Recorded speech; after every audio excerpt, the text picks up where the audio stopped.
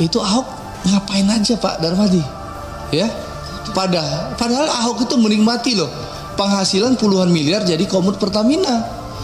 Jadi dia marah-marah ke Pak Alfian, maki-maki Pak Alfian di ruang rapat. Itu ngapain aja? Ya, karena di Ahok itu komisaris utama 2019 sampai 2000 berapa sih terakhirnya? Dia alasannya kan nggak 2024. Bayangin Pak Darmadi puluhan miliar per tahun.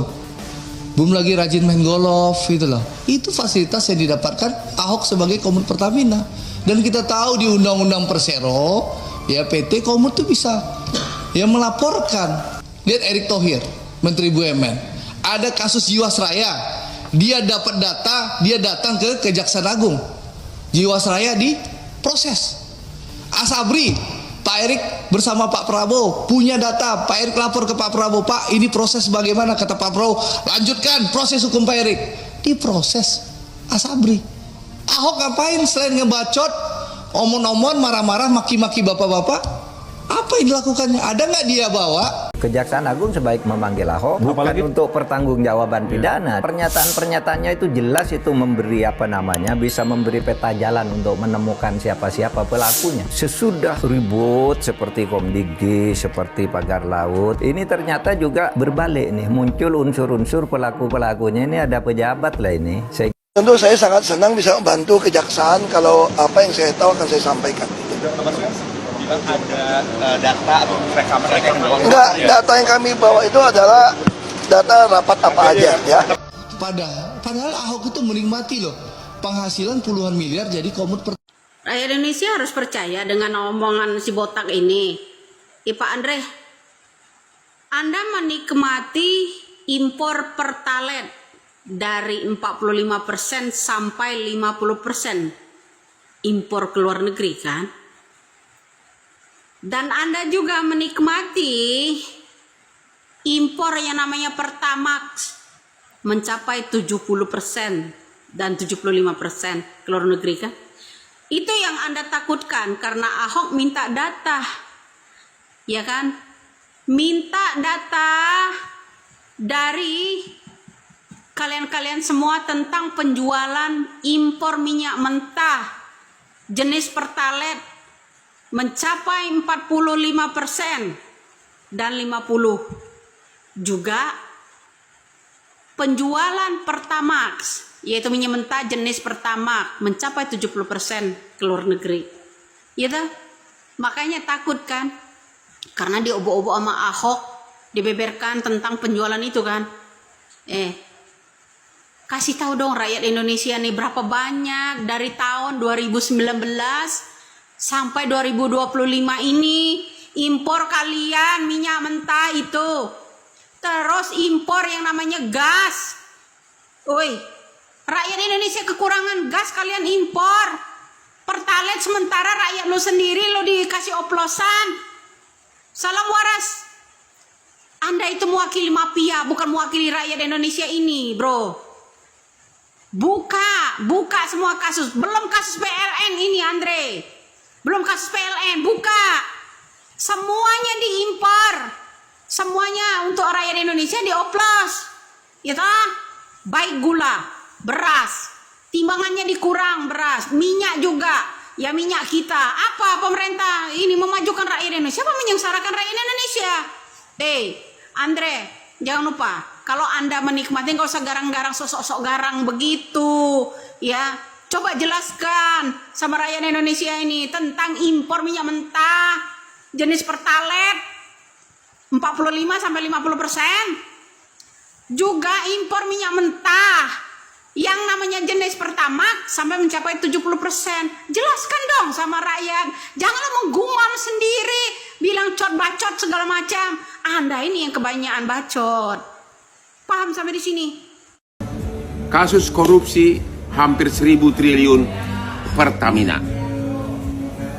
Bapak Jaksa Agung dan juga Humas Kejaksaan Agung sampai hari ini tidak ada atau belum ada pernyataan resmi dari Kejaksaan Agung apakah Ahok selama menjabat sebagai komisaris 5 tahun mengetahui atau tidak korupsi terkait Pertamax tersebut?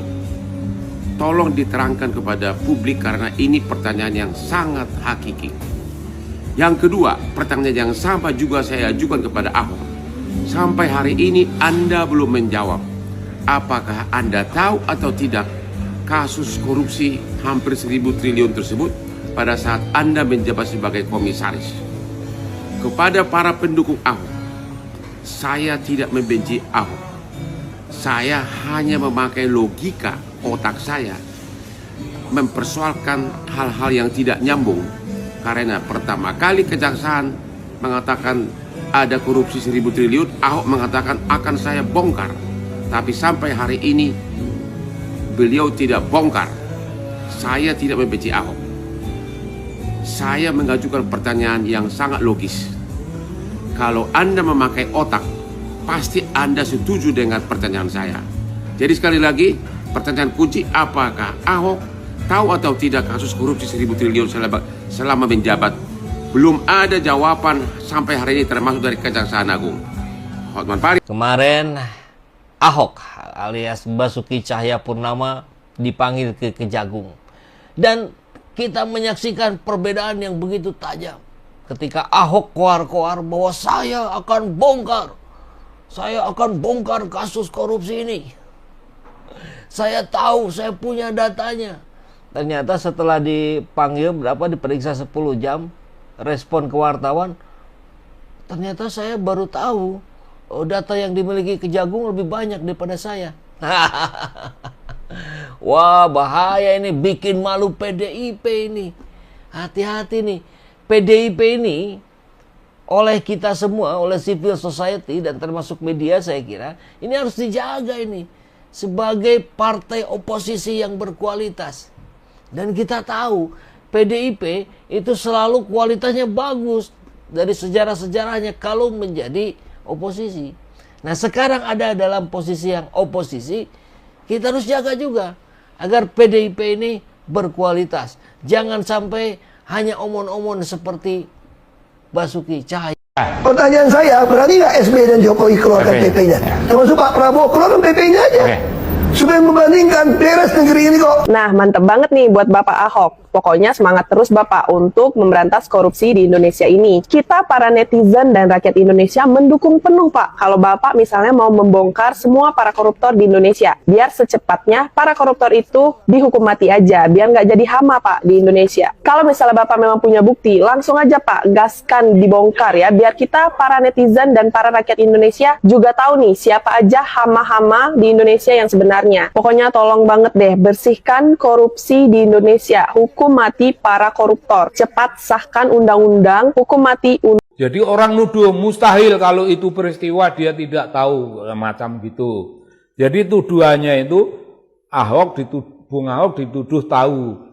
Tapi kalau Bung Jokowi tadi itu Bung, yang kita udah omongkan tempo hari, kita udah omongkan Bung Jokowi itu rosorisi. Nah, Jokowi macam itu, tapi kalau Bung Ahok, Bung Ahok akan belak-belakan, itu akan transparan. Dan uang koruptornya serahkan kembali ke kas negara. Wah, kira-kira macam gitu, Bung. Jaksa Agung yakin tersangka kasus korupsi Pertamina tak hanya 9 orang, pasti akan bertambah. Jaksa Agung Sanitiar Burhanuddin mengungkap kemungkinan bertambahnya tersangka kasus dugaan korupsi tata kelola minyak mentah dan produk kilang PT Pertamina Subholding dan kontrak kerjasama KKS tahun 2018 sampai 2023. Kini telah ada 9 orang tersangka dalam kasus korupsi Pertamina. Mereka adalah Rifa Sihaan selaku Direktur Utama PT Pertamina Patraniaga, Sani Dinar Saifuddin selaku Direktur Feedstock and Product Optimization PT Pertamina International, Yogi Fernandi selaku Direktur Utama PT Pertamina International Shipping, kemudian Agus Purwono selaku Vice President Feedstock, Muhammad Keri Adrianto Riza selaku Beneficial Owner PT Navigator Katulistiwa, Dimas Werhaspati selaku Komisaris PT Navigator Katulistiwa, dan Gading Ramadan Judo selaku Komisaris PT Jenggala Maritim sekaligus Direktur Utama PT Orbit Terminal Merak. Maya Kusmaya selaku Direktur Pemasaran Pengawasan Pusat dan Niaga PT Pertamina dan Edward Kohn selaku Heavy Trading Operation PT Pertamina Patraniaga. Menurut Burhanuddin, tersangka kasus korupsi Pertamina ini pasti akan bertambah dan tidak akan terhenti 9 tersangka ini saja. Namun Kejagung membutuhkan waktu untuk bisa bekerja sama secara sistematik membuktikan kasus korupsi di Pertamina ini. Untuk itu Burhanuddin meminta publik bisa bersabar menunggu pembuktian dari Kejagung. Burhanuddin pun berjanji Kejagung akan bekerja secara profesional dalam kasus ini. Terlebih, kasus ini adalah kasus korupsi yang menyangkut hajat orang banyak. Itu tidak mungkin hanya 9 orang ini, pasti nanti bertambah. Tapi tunggu dululah, sabar, biar kami bekerja sama sistemik. Insya Allah kita akan buktikan kepada masyarakat bahwa kita profesional, kata Burhanuddin dilansir Kompas TV, Sabtu 15 Maret 2025.